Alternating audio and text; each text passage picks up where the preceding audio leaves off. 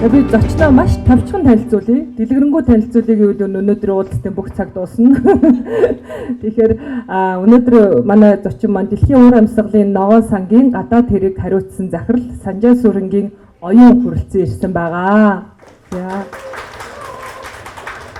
Тэрээр үндэсний хэмжээнд одоо бид бүхэн мэдэн түрүүн 5 удаа парламентын гишүүн мөн байгаль орчны ногоон хөгжлийн сайд мөн гадаад хэргийн сайд гэд маш олон чухал ажлуудыг парламент дахь бас олон чухал ажил үргийг гүйцэтгэж ирсэн олон хууль санаачилж бас тэр дундаа ногоон хөгжил байгаль орчин бас нийгмийн чиглэсэн маш олон санаачлагуудыг хэрэгжүүлсэн юм хүн байгаа. Тэгээд түүний ажил үйлс бүтээл болж хүн Монгол улсаар хязгаарлагдахгүй бид нар маш олон ажлууд нэрлэж болно. Тэгээд онцлоод хэлбэл нэгдсэн үндэсний байгууллагын байгаль орчны ассамблеийн анхны ерөнхийлөгч мөн нэгдсэн үндэсний байгууллагын байгаль орчны удирдах зөвлөлийн албыг хашиж байсан.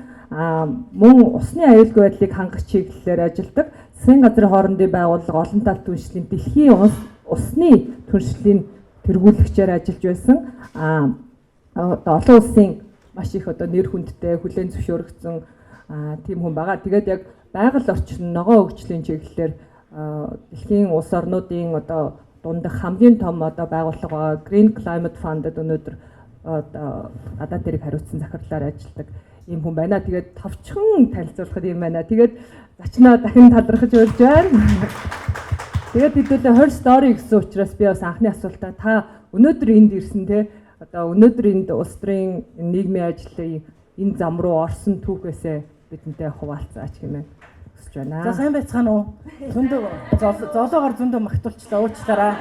Тэгээ ингээд бүгдээрэнд нь ирсэнд маш их баярлалаа. Зоологийн асууж байгаа зүйл дээр би өөрөө сая энд сууж байгаад танилцлаа. Манай бас уулуурхайн чиглэлийн хүмүүс байж байна. Уулуурхайн хүрээлэнгийн захирал би өөрөө байгалийн ухаан одоо earth science мэрэгчлэлтэй байхгүй. Геологийн мэрэгчлэр, геохими мэрэгчлэр анх 81 онд Чех яваад 81 онд төгсөөд тэгээд энэ сургуулаа төгсөөд тэр чинь социализмын үе шүү дээ тийм. Тэгээд 80-аад оны сүүлээр буцаж сургуулаа төгсөж ирээд энд геолог одоо хөдөө орон нутгаар ингээд зундаа бараг 6 сар бид нар хөдөө орон нутагт байгаа л зураглаа хийн, геохимийн дээжийг цуглуулна, геологчд ямар байдаг вэ тийм. Геологийн судалгааны ажлыг хийгээд ингээд явж байгаа. Тэгээ 90 он болж байгаа тийм ээ. 90 онд чинь Монголын арчлалын хувьсгал салхи бүх юм эхлээд манай зориг ах бас арчилсан хувьсгалыг мандайлж байсан залуучуудын нэг тэр үе зориг ах нь 27 настай байсан юм бэл. Тэгээ одоо тэр үед чинь бас зөвхөн зориг ах гэлтгүй хамт энэ арчлалыг эхлүүлж байсан залуучууд 25 6 7 настай хэрнээ том одоо коммунист гэдэг юм уу дэглэмийг бас эн чинь өөрчлөе шинэ юм эхлүүлэхийн төлөө нэгдүгээр зориг гаргах хэрэгтэй, хоёрдугаар тэр сэтгэл байх хэрэгтэй, гуравдугаар тэр бүх юм чинь бас толгоондоо шингээгээ шийдлийг гаргаад за энийг тэгээд дэглэмийн ингээд өөрчлөх юм бол юу хийх юм бэ гэдгийг бас гаргаж ирэх хэрэгтэй шүү дээ тийм ээ. Тэгэхээр тэр их амаргүй юм их тийм залуу үедээ бас ингээд мандайлаад гарч ирж яхад нь би бол амхандаа гэрт нь бас бид нар ахтайгаа ээжтэйгээ уруулаа амьдардаг байсан том ах маань бас тусдаа гарцсан. Тэгэл амхандаа бас тэрийг дэмжээл туслаад гэрт нь гэр орны одоо хоолтой байлгачих юмсан хувц сундрын бэлтчих юмсан гэдэг тэгээд янз бүрийн тэр чинь асар их том хөдөлгөөн болж байгаа юм чинь захиа занаа бас их хэрнэ. За энэ бол одоо дэмжсэн захидлууд байна. Энэ нь болохоор эсэргүүцсэн захидлууд байна. Энэ нь болохоор одоо бүр юу яасан сүрдүүлсэн ч байдаг юм уу те олон тийм тэгээ бас хүүхнүүдээс захианууд ирэн залуу хүүхнүүдээс тийм ингээл тэрийг хуваарлал тэгэл гаднаас бас сэтгүүлчд энэ тэр дөнгөж бас ирж эхэлж ирсэн л да. Тэр үедээ 90 оны 1 сард тэр чи өвлийн айгүй хүүтэнд ингээд томоохон жагсаах цуглаан болж байгаад Times сэтгүүлийнхэн ирээд Times сэтгүүл дээр Монгол тэр болгон гардаггүй. Тэгэхээр чи 90 оны 1 сар дээр cover story болоод Монголын орчилчин зориг ах өөрөө ингээд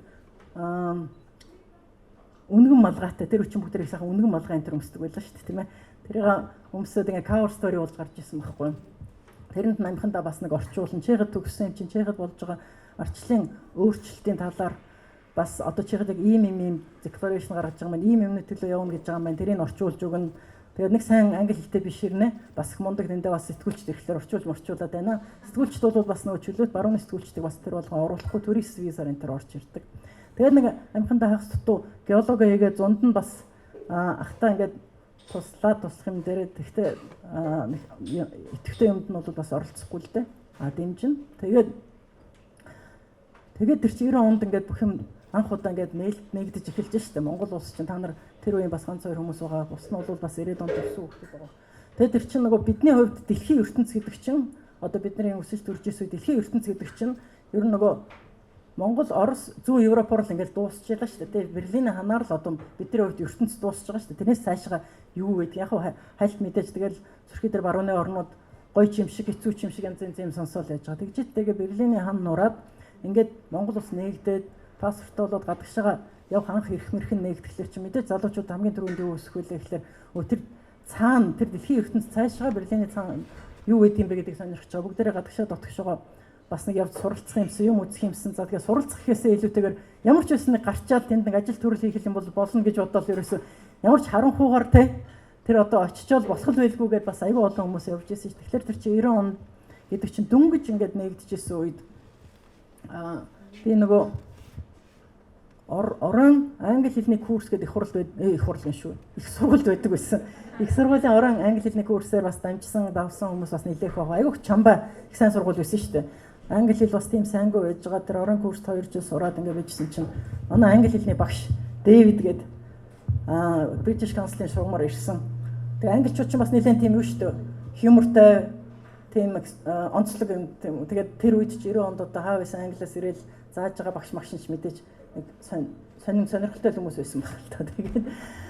Тэгээ 90 онд тэр англи хэлний курс сууж байхдаа Дэвид багшаа манай нэг юу чин Чехд хам сурж ирсэн охин чинь бас нөгөө Чех мягчаараа эрт нэгтцэн юу Лондон очоод за тэгээ тэнд чинь бэбиситер гэдэг ажлыг хийгээд тэгээд цалинтай болсон гин англи хэлэн сайжирсан гин дараа нь тэгээ сургууль соёл төр нь орохоор болсон гин та нэг надаа нэг бэбиситер гэдэг нэг ажил нэг аяагаад өгөөч гэхгүй юу нэг гэхдээ яг мэдээж дотор бол юу бэбиситер гэхээсээ илүү бас тэнд очиод хэлээ сайжруулад бас юм сурах морил гэж бодож байгаа ш. Гэхдээ нөгөө одоо сүүлийн 30 жил мэдээж маш олноороо гадагшаа авсан маш олноороо сургууль соёл нөгөө Harvard, Stanford том сургуулиуд бүгдээрээ л сураал том юм Монгол залуучууд айгүй мундаг л болсон байна. Гэхдээ 90 он гэдэг чинь бараг л хойд солонгос шиг л юу байхгүй те хаалттай.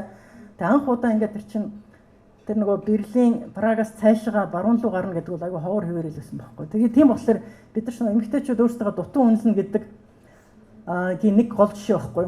Тэгээ тэнд чинь очиод нэг том сургууль бодхоос илүү завьч нэг нянка хийчихвэл тэгэл нэг болчмор иш санагдаад шүү дээ те. Тэгсэн манай Дэвид багш what гэдэг бас юм сан. За чи байж тэгээ би нэг 2-7 хоног юугаар өвлийн амралтаар нэг явчаа тэрийг ирлуугаа гэх. Тэр үед чинь ерөөсөө интернет байдаггүй шүү дээ. Тэгээ өвөл явчаад 2-7 хоног амарч ирчээд нэг бахан цаас авирлээ. Тэр цаас нь гэсэн чи application form гинэ.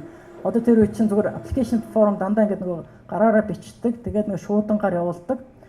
Наад чи юу юм бэ гэсэн чинь за одоо Англи Imperial College of London тэнд бас геолог Earth Science айгуу сайн яадаг. Тэгээд Cambridge-ийн сургууль хоёрын ингээд юу аваад ирлээ. Application авцрлаа. Энийг хоёлаа бөглөнөө л гэж. За юу ч гэсэн тэгэл бүгдээрээ хоёлаа сууж байгаа л бөглөлөө.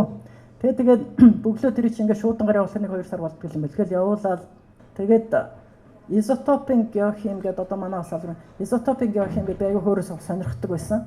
Тэгээд Монгол юу изотопын лаборатори энэ төр байхгүй юм чи тэрийг байгуулаад геохимаа үүсгээд босгоод гэл аягүй том бас римт байгаа шүү дээ. Одоо эргээд бодоход изотопын лаборатори Монгол тийм амархан байгуулагдахгүй байхгүй юу.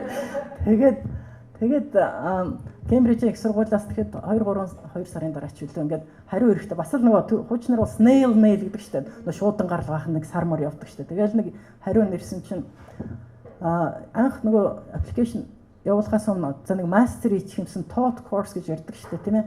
Зүгээр нэг жил юм сонсох юмсан гэж бодоод яасан чи манай тийм янз бүрийн taught course master застер гэх тийм баг гарын юмнууд байдаггүй гэнэ Кембрижт том. Манайх PhD хийвэл хийгээд тэгэж ирж байгаа байхгүй юу. Тэгэхээр тэр чин миний толгойн дээрээс PhD юу гэдгийг тэр Кембриж мэмжрээс орохгүй шүү дээ. Тэ.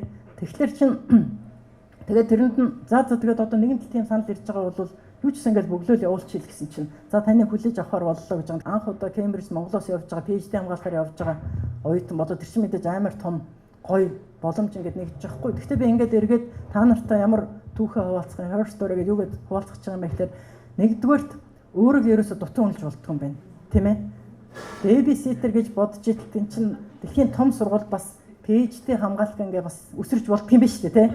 Одоо бол хүмүүс тэгээд юу baby юу бодож исэн бол гэж бодоход те. Тэгвэл ер нь тэрийг бол тэгээ хоёрдугаарт яг тэгээ тэрнийга бас тэгэж өөрийнхөө дутуу айгу зоригтой байх тийм ээ. Хоёрдугаар тэр ментор энэ бас айгу чухал байт юм биш үү. Хөндлөнгөөс чиглүүлээд хэлээд явахгүй бол би нөгөө babysitter-ийг л баярлаа суучт юм биз дээ. Тэгэхэд хүн бол ингээд айгу томоор сэтгэж томоор зорж бүтсэн бүтээгүй ч гэсэн тэгж яваа. Тэгээ тэрэнд нь бас та бид нар бүгдээрээ бусад эмэгтэйчүүдтэйгээ дэмжиж тийм ээ хүүхдүүдээчүүдийн бусдаагаа дэмжиж тэрлүүн зоригжуулж чаднаа барина гэжээж тэр замыг нь бас зааж өгөх хэрэгтэй юм байна л да.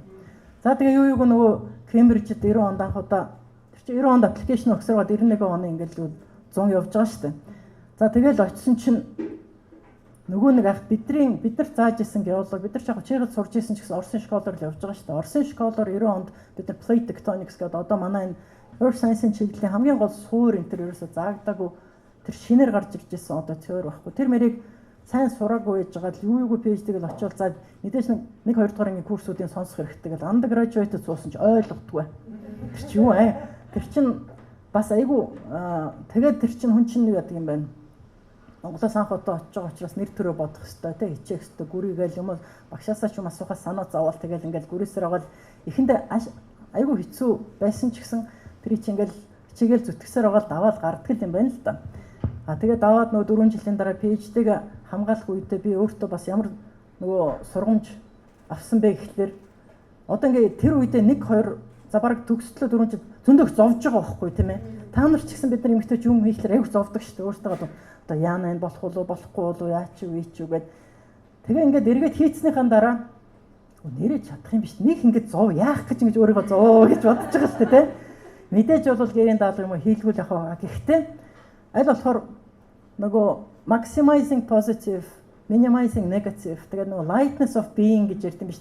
Бид нар ч мөр ингээд тэрэндээ санаа зовоол ингээд яана гэл ингээд нэг хэдэн зуун нөгөө өгүүлбэрүүд чи уншаал ягаал гэх. Тэдний оронд ингээд очиод багшаасаа асуудаг ч юм үнтэй ярьдаг ч юм те. Анхны нөгөө тэр нөгөө тийм зам тавигдаагүй өөр хүмүүс ягааг болохоор хүн чинь ингээд бас мэддгүй юм байна. Тэгээд нөгөө мундаг ойтнууд ч юм бүгдээрээ л айгүй мундаг л яагаад байгаа юм чи. Тэгээд нэг талдаа тэр нөгөө эрдмийн ажил хийхэд бол асар их англиар don'ts гэж ярьдагтэй. Асар их хүнд юм шиг санагдаад нөгөө талдаа social life амар гоё юм чинь спорт мор тэгээд хүмүүстэй танилцаал нөгөө урлаг соёл ингээд Кембриж энэ ч айгүй сонирхолтой гоё. Энэ талдаа жоохон дарамттай ч гэсэн төгсснийхаа тэр үгүй одоо нэг зовхгүйгээр нэг айтайхан шиг ингээд нэг тэгтээ тэрийг давчаад за би энийг ингээд давч чадсан юм чинь дараагийн ер нь би бүх юм чадна гэж бодож байгаа байхгүй.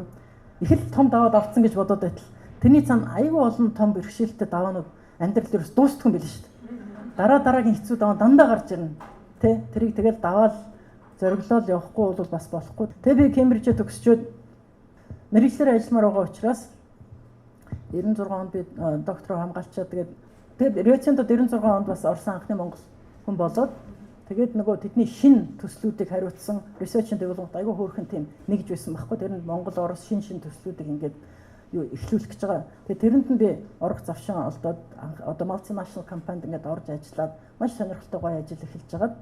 Тэгээд тэр чинь нөгөө уртлын даалгавраа сайн хийгээд нэг чигээ олчих юм бол нөгөө Кембрижд орсон учраас дараагийн хаалгууд ингээд нэгдээд эхэлэх юм байл шүү дээ тийм ээ. Тэгэхээр нөгөө анханасаа л өндөрөөс эхлүүл дараагийнх юм руу ингээд өндөр явна. Анханасаа жоохон өөрийгөө даруухан дутуу хүнлэл ингээд явах юм бол дараагийн юмнууд ч гэсэн шатаар ингээд бас ингээд явна шүү дээ. Тэгжээч 98 онд манай ах чинь өөрөө улс төрд. Тэгээд манай ах өөрөө тэр нөгөө арчил улс төрийн лидерэндээ төрдөө ажиллаад би бол тэндээ амхандаа өөрийнхөө юугаар яваад шүү дээ салбарын чиглэлээр. Гэртээ ирэлгүй яг хөө гэхдээ ажлынхаа хажуугаар гэртээ ирээл тэгээд ээж ах одоо тэр ажил явдал гэж хань болоод ингээд нэг байжсэн чинь за одоо ер нь улс төрд орохгүй болохгүй. Одоо энэ бас асуудал өөр айгу эдрэтэ төвхтэй ойлгомжгүй те. Тэгэхээр заавал ингээд ойрын хүн дүүн одоо ингээд ажлын өргөжлүүлэх. Тэгээд юу улс төрлөө ингээд шидэгдсэн байхгүй 98 оны 12 сард би Доронтод нөхөн сонгуул нэр дэвшээд тэгээд тэр чинь одоо ингээд 90 онд ингээд арчил шин ингээд нээлттэй болоод яг карт юм уу айгүй хэцүү бас үесэн шүү дээ. Тэр чи яг ирж хагас тутуу үзээд байгаа ч гэсэн гол нь англи тэгээ 7 8 жил болчоод гинт 98 онд ирээд тэгэл шууд нөгөө тойрогт нөхөн сонгуульд ингээд дэвшээд явхад бол энэ амьдрал бол үнэхээр бас амаргүй тий. Тэгээд Доронтын бүр хөдөөгийн сумдуудаар тийм асар их дэмжлэг бас олсон л доо. Тэгтээ тэр бол миний хувьд бол намайг дэмжиж байгаа биш. Миний ах маш их нэр хүндтэй тий. Олон түмний бас юусны болохоор тэр чин зүгээр надаа хурал айгүй том зүгээр хариуцлага гэж бодож байгаа байхгүй. Одоо миний ахын нэр хүнд байна. Энийг бас алдахгүйгээр явах хэрэгтэй. Дээрээс нь хэлж загч ийсэн. Одоо гол нь тэр чин манай ах ч гэсэн тэр тухайн үед сайн засаглал аюултай байх юм бол ер нь Монгол бас маш буруу замаар ардчлалын одоо хоёр дахь тэр үе шат нь бол бид нар хэр их өөрийнх нь хэлжсэн үг нь тэр хувийн эрх ашигаа хойшоо тавиад олон нийтийн эрх ашигыг дээр нь тавьж чадсан тохиолдолд энэ ардчлалын хоёр дахь үе Монгол бол амжилттай явах юм байна гэд одоо хамгийн их санаа зовж бас 98 онд хамгийн сүүлд өгсөн радиогийн байгууллагын агч төгсөн ярилцлаган дээр бас тэгдэг байхгүй. Одоо бид нар бол яг ингэ уул зур дээр байна. Тэр үчи 98 он бас эдгээр тэр ах дээр гарсан ч гэсэн ер нь бас нэг яг ховчлол сайн буруу явсан ч гэсэн бас ингээд бүх юм алдчихаагүй байсан шүү дээ. Тэгэхээр миний хамгийн их санаа зовж байгаа бол одоо цаашдаа энэ олон нийтийн улс орны эрх ашигыг дээр нь тавьж тийм ээ хүн болгон бас тодорхой хувийн гэсэн юмнууд бол байгаа гэр бүлгээл юмнууд байдаг. Гэхдээ тэрийг л дээш нь тавьж чадах юм бол эренбэлж чадах юм бол Монгол улс бол хөгжиж чадна гэх. Тэгээд улс төрд анх ороод улс төрд орохдоо мэдээж манай харчлан намын гол бас лидерүүдийн нэг байсан ч гэсэн тэр үед өөрөө эн чинь бүрхэг учир нь олдохгүй зүйл байсан болохоор би ер нь бие даагаад тустаа ер нь дэвсэн дээр юм байна гэх. Тэгээд бие даагаад нэг жил бас бие дааж үз. Ер нь бие даагаад явхад бол бас цаашдаа нөгөө тэлэх нөлөөлөх тэр боломж маш бага байдаг учраас бие даагч нэгээр гараад нэг удаа гараад ороод явдаг учраас заавал улс төрийн ном байх хэрэгтэй юм байна гэдэг иргэний зориг ном 2000 онд бас байгуулагдаад олон хүмүүс бас дэмжиж ингээд бид нар бол тасралтгүй 5 удаа их хурлд сонгогдоод иргэний зориг ном сүлдээ могон номтой нийлээд бас өөр ингэсэн дандаа ингээд төлөөлөлттэй. Гэхдээ ягаад би дараа нь юу ойлгосон бэ гэхээр одоо бас 3 дахь намууч гэсэн маш сайн ойлгодог болсон баг. Энэ манай сонгуулийн тогтолцоо ч өөр айгүй хэцүү тогтолцоо байхгүй. Хоёр ном руу хүчээр түлхдэг. Энэ бол нөгөө first past the post устрыг сонирхож байгаа мэдээж 3 дахь 4 дахь намуудад орон зай гаргахад бол маш боломжгүй байдаг. Дээрээс нь ялангуяа эмэгтэйчүүд, залуучууд, шинэ нам энэ төргээд нөгөө аяндаа ингээ баг багаар нөгөө энэ сонгуулийн тогтолцооноос гадна намын тогтолцоо дээрээс нөгөө мөнгөний өр нөлөө тийм ээ заавал ингээд улс төр идэвхтэй тэгээд гараад явахын тулд ялаад явахын тулд бол нөгөө fair competition тийм ээ тэгш өрсөлдөө ер нь байхгүй болчихж байгаа шүү дээ ингээд олон жилийн дараа тийм тэгээд зөвхөн Монголын ч биш олон орны бас зоглон юм байлээ. Тэгээд энэний гүн рүү орохоос илүү одоо юу яа одоо энэ асуултын хариултын гүн рүү орохоос илүү ингэж улс төр рүү ороод тэгээд би бас 10 хэдэн жил 16-7 жил улс төрд энэ их хурлд байхдаа бол хамгийн гол нь за энэ бол юу юм бэ? Олон түмний төлөө одоо бас энэ нэгдүгээр ихэндээ айгүй том хариуцлага үүнтэй асуудал хоёрдугаарт ер нь улс төр гэдэг чинь олон түмний итгэлийг дааж тэгээд сэтгэлээ гаргаж ил ажиллах асуудал юм байл шүү дээ. Тэдгээрийн одоо юу. Тэгэхээр сүүл рүүгээ тэгээд би нэг 12 оноос эхлээд ер нь байгаль орчны салбар дэлхийн хэмжээнд ер нь хамгийн топ приоритетны асуудлуудын нэг болж байгаа. Монгол улсын хувьд ч гэсэн байгаль орчин энэ чиглэлийн асуудал аягүй ногоон хөгжлийн асуудал бол маш чухал юм байна гэд энэ чиглэлээр бас боломж гаргахад нь байгаль орчин салбарыг бас засгийн газарт цөөнхийн ч гэсэн эвслийн засгийн газарт бас ороод би энэ байгаль орчин салбарыг л авч явъя гэж зорж байгаль орчны сайдаар бас 2-3 жил ажиллаад тэгээд дараа нь ер нь одоо нэг 16-7 жилд улс төрд байцсан 3 дахь намуудыг бас скул нэгдэхгүй бол хэлэхэд айгүй хэцүү учраас би ганцаараа ингээд гараад байж болох 2-3 дахь хүн гарч байгаа ч гэсэн тэр чинь ахаад ингээд 5-10-аараа суух боломж ер нь сонгуулийн тогтолцоонд бий болохгүй ба тэгэхээр нөгөө юу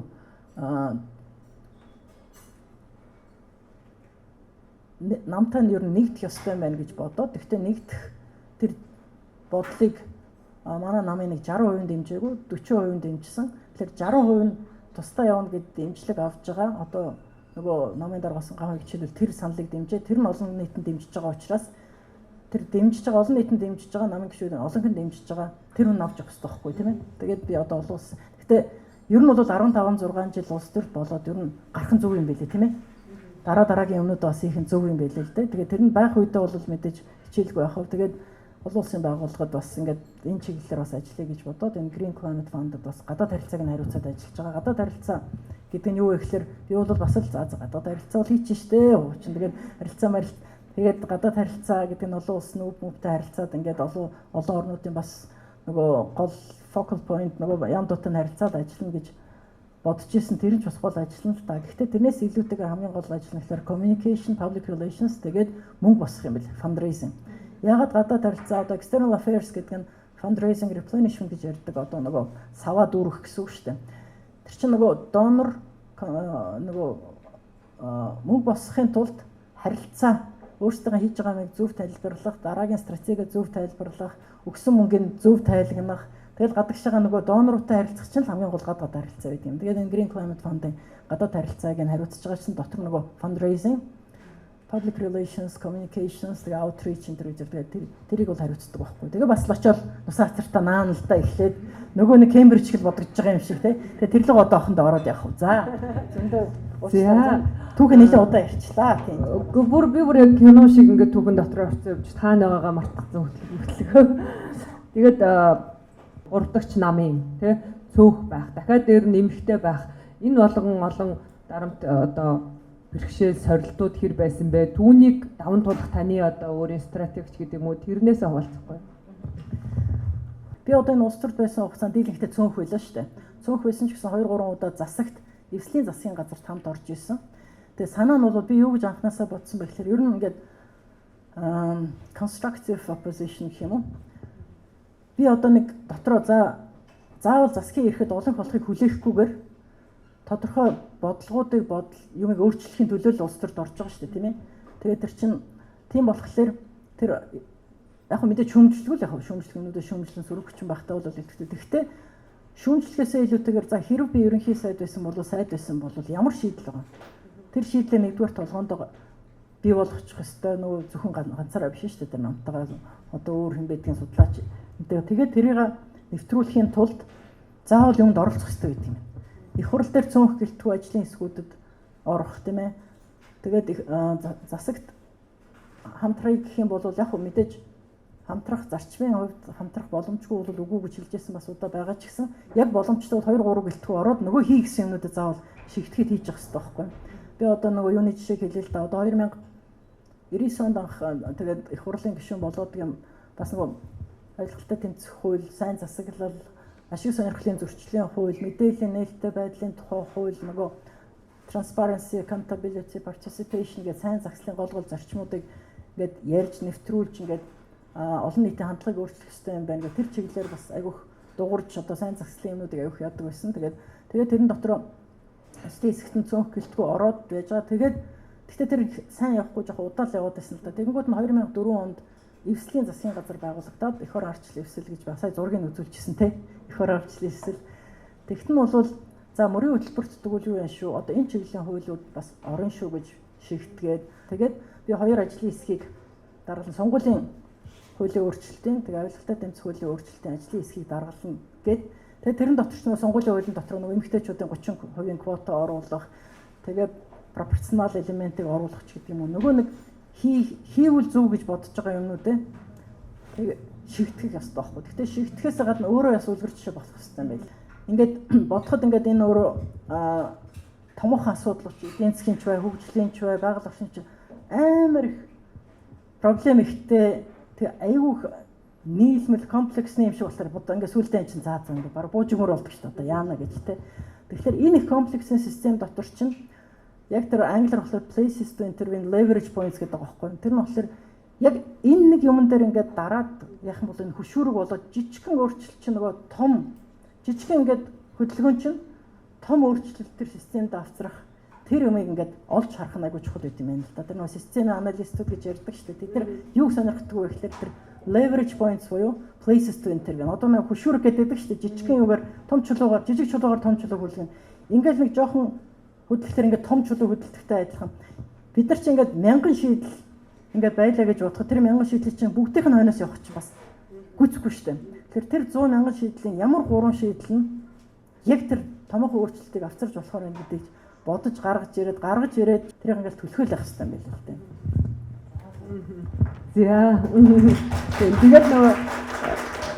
Тэгээд яг та хэлжээ гэрийн даалгавраа сайн хийх хэрэгтэй гэх тээ. Тэр үг надад ч гэсэн би одоо баг мэдгүй 10 жилийн өмнө сонссон ч гэсэн үргэлжил өөртөө за юу ч гэсэн би хамгийн сайн нар хичээх тэр үг маш чухал санагддаг. Сая бас тэр санаа дээр гарч явах шиг байна те.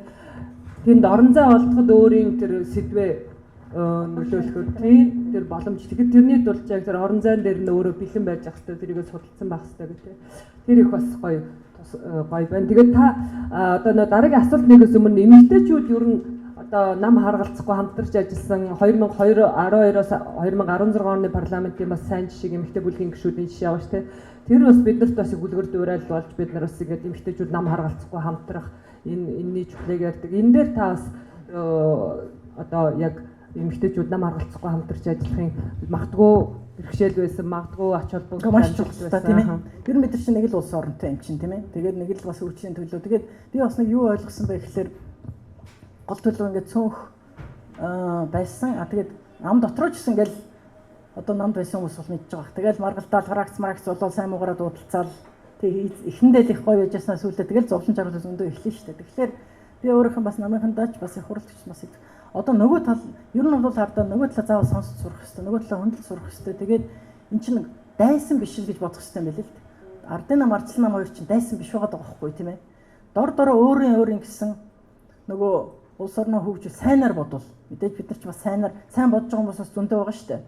Тэгээд явцсан сонирхолтой хэцүү ч бас юмнууд бас зөндөө байгаа. Гэхдээ сайнаар бодох юм бол улс орноо хөгжүүлэх гол зөв шийдлүүдээ гаргаж ирээд тэр шийдлэр чинь л уралдаал тэрнийхээ төлөө явах гэдэг шүү дээ. Тэгэхээр шийдэл нь өөрөө гэж болно. Жишээлбэл золоо татвар нэмэх хэрэгтэй гэхээр би үгүй татвар арай бага байвал зөвч гэдэг юм уу? Эсвэл ногоон хөгжлөөр юм бодлоо надаа юм байж гэдэг юм уу? Тэгэхээр нөгөө тэрнээсээ болоод юу ингээл дайсан шиг болол үзэн ядалцах гэдэг байхгүй. Тэгэхээр ялангуяа эмэгтэйчүүд бид нар бол тэг эмэгтэйчүүд чинь яг нэг өгүүлэхэд бас яг хүртэйгээ магтж байгаа юм биш. Явц сонирхол арай багтай нийгмийн төлөө хариуцлагын дээр ухамсарласан аюух тийм хүмүүс их байдаг шүү дээ тийм ээ. Тэгэхээр нөгөө өөрийнхөө ч өрөөлийн ч гэсэн хүмүүс за энэ бас адилхан л уус явах гэж байгаа учраас нэгнийгээ дэмжиж ойлгоё, сонсъё. Өөр байр суурьтай байсан ч гэсэн ингээд сүултээ бүр ингээд би ч гэсэн өөрийнхөө хамт ажиллаж байсан зарим хүмүүстэй бүр ингээд үзэн ядалцаад эхлэх юм. Үгүй чи бид хоёр зүр сонсоо нэг зүр хөндлөө тийм ээ. Үзэн ядаж бол болохгүй тийм ээ. Өөр байр суурьтайгаа хүлээн зөвшөөрч болно. Өөр байр суурьтай тэрэн дээр бүр алдсаж болно тийм ээ. Гэхдээ тэглээгээд нэгнийгээ үзэн ядаж нөө дайсан гэж бодож болтгүй юм байна л да. Тэгэхээр тэр бол эмэгтэйчүүдэд бол маш чухал. Эмэгтэйчүүд ягаад нэгнийгээ маш их дэмжих хэрэгтэй вэ гэхээр та надаас дутгааргүй маш сайн мэдж байгаа. Эмэгтэйчүүд ер нь шийдвэр гаргах төвшин дээр манлайлал дээр өөрөө ирэхгүй олон зуун мянган жил тэртээ тэргүй нөгөө дарлагдсан ардуудаа гэдэг нөгөө дуу шиг тийм ээ. Тэртээ тэргүүл нөгөө дандаа дутуу юунд байж исэн юм билээ шүү дээ тийм. Дутуу талдаа гэх юм уу. Дутуу гэдэг нь бид нар дутуудаа биш.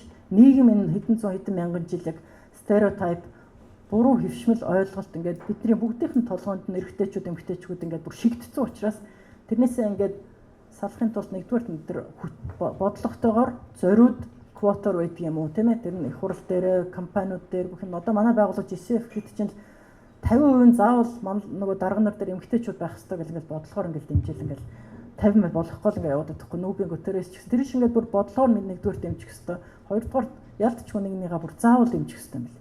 Дэмжих, урам өгөх, нэгээ сонсох тэгээд тэр нэгэн л цөөнх байгаа учраас те улс төр цөөнх тэгэл их хурлч гэсэн цөөнх байгаа учраас тэгэл дэмжиж нэгнийгээ гаргах хэрэгтэй юм байл л те. Тэгээд тэр эмэгтэйчүүдийн квотын хуулийн түүхийг ярихад 2004 онд ажлын хэсгийг даргалаад нэг сөрхийн нөгөө бас тэгч 3 эмэгтэй илүү хэдэл. Тэгээд нам бас их хурл гэлтгүү намууд чинь нийлээл эмэгтэйчүүдийн бас нэг юм уу байгуулаад хамтарсан. Тэгээд юу 30% квота батлуулсан байхгүй юм. Нийлэн дээр үед 6 онд л хуулийн батлагдсан. Тий, тэгээд батлагдангууд нэрээ бүх нэр дэвшигчдийн 30-аас доошгүй нэмэгтэй байх юм байна гэд намууд ч урам зориг ороод эмэгтэйчүүд урам зориг ороод их тэнгэрийн тоглолт гээд эмэгтэйчүүдэд бэлдэж эхлээд тийм ээ.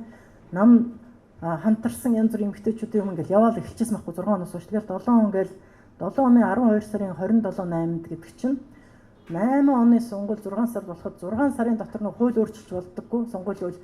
Тэгэнгүүт юу шинжилгээ өмнө чимээг өхөн нөгөө нэг квот чинь ороод эрэгтэйчүүд нөгөө тэр заалтыг оруулаад чимээг өхөн гээд аюу урд унгаачихж байгаа байхгүй юу. Яагаад гэсэн бэ гэхээр эхэндээ нөгөө 30% оруулах чинь бас санаандгүй ингээд дундуур нь шигдээд ороод батлагдсан байхгүй. Яг нөгөө эрэгтэйчүүдийн сэтгэлгээ нь бэлэн бас биш байсан. Дээрээс нь тэр чинь нийт их хурлын 76-ын 3 эмэгтэй 73 нь эрэгтэй байгаа учраас тэр 73 эрэгтэйчүүдийн 30% нь орон зайгаа тавьж өгөх болно шүү дээ. Дараа 6 сарын дараа нэр дэвшгээд тэгэнгүүт эн чинь юу үлээж хаана юу ямар квот орсон юу үйл батлагдсан бэлээ гэдэг ингээд тэгжэл миний нөгөө нэг түрүүний ярьд мэдээж чимээг өхөн нөгөө юм уу шигтгэл нөгөө ажлын хэсэг даргалж явахдаа сүүл нөгөө долларыг гişүүн байсан тэр ажил их хурлын тамгын газар байсан байхгүй. Манайр бол нөгөө гэрийн даалгавар бичих юмнуудаа тамгын газар талаас айгуу сайн бичээл би тэр ажлын хэсэг даргалж байгаа учраас чимээгөө дотор нь оруулаад байнгаараа мороогоор ингээд байнгын хорон дээр унтсан байхгүй юу? Тэр заалт мэдээж нэмчихдэггүй унчаад байгаа. Яг бол тэр чинь хөрсөн бий болоогүй багтгүй. Тэгэнгүүт их хурл руу ороод унтсан саналыг унгаажин гэж бодоод унтсан ч босчихгүй юу? Тэгээ юу юуг нь 30% проект бол амар урам ороод ингээ явж итэл бид нар бас гинэн байж л тээ. Их урам ороо явж итэл нөгөө эрэгтэйчүүд маань дундуур нөгөө чимээгүй юм ингээд яг 3 хоногийн өмнө ингээ хийчих жоох. Тэр чинь өөрчлөх арга боломжгүй. Тэгээ яг тэр түүх чинь нэлээд олон жил явж байгаа сүүлд нь тэгээ дахиад 30% нэг батлагдаад ингээд эдгээр 30% нэр дэвшиж байгаа чинь профессионал биш учраас профессионал байж эмэгтэйчүүдийн дээр 30% чинь баталгааж шүү дээ. Тэгээд яг энэ юу урт тэгэхээр чинь бүр яаж бодсон тэр 76 оны 73 нь эрэгтэй нүдээр юм харж тийм ээ тэр олон асуудлуудыг шийднэ гэдэг чинь эрэгтэйчүүд илүүдэд дутуудаа биш зүгээр энэ бүх асуудлуудыг чинь арга бэлэг гэдэг шиг бүх эдийн засаг нийгэм улс төр байгаль орчин энэ бүх асуудлуудыг чинь шийдэх чинь хоёр талын нүднийг 50-50% харж иж дундын зөв шийдэл гардагаас биш тийм ээ 73 зөвхөн өөрийнхөө өнцгөр харахаар тэдний бас одоо буруу гэж хэлэх нь ашиг тэгэл тэр өнцгөрөө л харж байгаа шүү дээ тийм ээ. Тэгэхээр яагаад ингэж бүр ингэж зориуд одоо манайх нэг 16-7% дээр л дөнгөж гацчаа тогтчиход байна шүү дээ тийм ээ. 3 хүн байсан бол 5 болол 10 хэд болж байгаа ч гэсэн дэлхийгээс бол хамгийн их хоцрол нөгөө нэг эмэгтэйчүүдийн квотоор дэлхийн нөгөө юунаас хамаагүй сүүлийн мушгаал тэгсээр яг ажил хийх эмэгтэйчүүд эмч нар одоо юу гэдгийг бусад үзүүлэлтээр сургууль соёлоо нөгөө төгсөж байгаа онцлогт нараач гэдэг эмэгтэйчүүд нь давмгаалаад байдаг. Тэгэл энийгээ тэгэл явуулахаас өөр арга байхгүй. Урагшлуулаад нөгөө 30-га 40-га 50 руугаа болгоод явахаас өөр арга байхгүй юм бэл. Тэгжээж энэ нийгэм чинь ингээл зүв явах юм байдаг. Жилээс жилдийн санхүүгийн асуудал хамгийн том проблем болдог байхгүй тийм. Тэгээ манай улс төр буруу чиглэл рүү яваа нөгөө мөнгөтэй л болвол тэгээ санхүүжилттэй л болвол тэр байтугай тэр намдаа мөнгө өгчээж тэгжээд дэвших эрхээ авдаг ч гэдэг юм. Энэ маш буруу замаар ингээ явчихж байгаа учраас одоо энийг нэгдүгээрт өөрчлөлтөөр л одоо яаж хэдэн жил чамаагүй ингээд нөгөө улс төрд сонгуульд мөнгөний оролцоог багасгахаас өөр аргагүй юм билээ л дээ. Шинэ залуучууд, эмэгтэйчүүд хэн ч гэсэн ингээд мөнгө гаргаж ижил дэвшин гэх юм бол ер нь хүн олдохгүй шүү дээ. Тийм биз дээ. Яг мөнгөөр бид нар өөрчлөлтөнд гүйлж чадахгүй. Нэгдүгээр тэр хууль дүрмийн өөрчлөлийн тулд бүгдээрээ л одоо эмэгтэйчүүд явах хэрэгтэй болно тийм ээ. Тэр орон зайг тэгшийг бий болох. Хоёрдугаарт мөнгөгүйгээр өөрийн гэсэн улс төрийн капитал бий болох хэрэгтэй юм байна. Эхэндээ тэр нөгөө түрүүний хэлдгээр одоо ингээд би хүмүүсийг олон нийтэд тэр тойргоо төлөөлөөд тэдний төлөөгөөд асар их хариуцлага гэж бодоод тэгээд тэр сэтгэлтэйгээр яваад ингээд тэр чи идэвхтэй явж ингэж чинь улс төрийн орон зай бий болж шүү дээ. Тэгээ улс төрийн орон зайтай улс төрийн капиталтай болчихж байна шүү дээ тий. Мөнгөгүй ч гэсэн улс төрийн капиталтай бий болчихлоор тэр капиталыг чинь өөр ирэхгүй үнэлээд за одоо манай намаас дэвч гэдэг юм уу одоо ингээд юунд засгийн газар тамд оролцооч гэдэг юм уу тэр өөрөө тэр нэр хүнд тэр капитал чинь өөрөө тэрийг орлоод эхэлдэг байхгүй юу? Өөрийн гэсэн капиталтай болох хэрэгтэй байхгүй юу? Одоо зоолоо жишээлбэл өөрийн гэсэн орон зайтай өөрийн гэсэн инфлюенсер болчиход байна шүү дээ тийм ээ. Тэгэхээр нөгөө тэр одоо эмэгтэйчүүд бид нар хийхээс өөр аргагүй болчихдог байхгүй тий. Тэгээ тэрийг яаж бий болох вэ гэхээр нэрлэхгүйгээр санаа зовхгүйгээр телевизаараа хөссөн үсээгөө телевизаараа жугаар гаргах, олон нийтэд уулзах, бодож байгаа саналууд байх, нөгөө зоригтой байх гэд тэр бол их амаргүй л дээ. Тэгтээ нөгөө нэгэн тал та нар бас цаашдаа эмэгтэйчүүд манлайлаа гэхээр зам бол дардан биш. Тэгэл сайн муу их хэлвэл ялангуяа сошиал медиа энэ төрөөс үд гарснаас хойш бол тэгэл эмэгтэйчүүд та нар сайн мэдэн шүү дээ. Хамаагүй их дутуу дандаа ингээл нэгдүгээр ярьж байгаа юмын дутуу үнэлнэ, хоёрдугаар сайн муугаар их хэлнэ. За тэгээд нөгөө эмэг бүгжөөр нь энэ гал ингээл зөндөө тэгээд дандаа ер нь айгүй олон судалгаанууд өгдөг шүү дээ. Телевизаараа жугаар гарч байхад эрэгтэй хүн ярьж байгаа юм сонсоод өгдөг. Эмэгтэй хүн хөөрхөдөө энэ оюун ч бас өгшөрчтэй өөрхөө одоо энэ нүүр амаа ботчихгүй явдаа гэх ингээд те тэгдэг байх жишээтэй. Тэгээд эмэгтэй хүн яг нөгөө эрэгтэй хүнээс дутхааргүй биш 2 дахин илүү байж ээж 2 дахин илүү ажил хийж ээж 2 дахин илүү мэдлэг мэдээлэлтэй байж ээж тэгээ яг тэр эрэгтэй хүнийхээ төвшөнд ингээд үнэлэгддэг юм байна. Тэгээ би золоо урд нь бас эмэгтэйчүүдээр гэхдээ одоо бид 2 дахин илүү ажиллана гэсэн үг юм чи одоо хүүхдээ яг үлээ өгчүүлээ бид нар чинь бүгд тэгээ өшөө ажиллаа 2 дахин хийх юм уу цаг маг яах юм гэхээр заавал 2 дахин ажиллаа хийх биш 2 дахин илүү ухаалаг байх хэрэгтэй юм байна л да тийм ээ. Зүгээр миний бодлоор бол цэцэн эргүүлээ нэг том реформ 90-ад оны ихээр бид нар чинь хийчихэл юм бол нэг л юм гаргачихвал ийм реформ хийчих юм бол сайхан гээл болчих واخ гэж боддог байсан үг юм биш үү. Тэгэхээр реформ өдөр тутмын нөгөө чимхлүүр ажил тийм ээ. Тэгээ devil in details гэж ярьдаг. Нөгөө нэг чимхлүүр нарийн хариуцлагатай юм чи өдөр тутам хийж ажил сайжруулахгүй бол тэгээд эн чинь насан туршийн ажил болд юм байна л да. Тэгэхээр эмэгтэйчүүд тийм юмд аягүй сайн байхгүй юу? Эрэгтэйчүүд чинь том яриад нэг реформ хийх гээд байдаг тийм ээ. Эмэгтэйчүүд чинь тийм хариуцлагатай Яг уу чамбаа юм дээр айгүй явахлаар тэгэл бидний яг оролцоо аягүй чухал болчиход байгаа байхгүй. Тэгээ яг уу тэгэхээр бид нэг дод дорол хийх юм уу ингээл хичээгээл урагшлуулаад тэгтээ өөртөө мартаж болохгүй тийм ээ хүүхдүүд тэр их бас амаргуулт төлөө тэр смарт юмыг сураал ингээл нэг нэгэндээ дэм урам өгөөл ингээл явах чухал юм байлээ тийм. За баярлалаа. Тэгээд туршлагаасаа уулзсанд үнэт цагаасаа Монголд богинохын ирж байгаа үнэт цагаасаа хуваалцсанд маш их баярлалаа. Тэгээд дараа дахин илүү баяртайгаар дахиад уулзаад танаас суралцах болно. Тэгээд баярлалаа та бүхэндээ баярлалаа.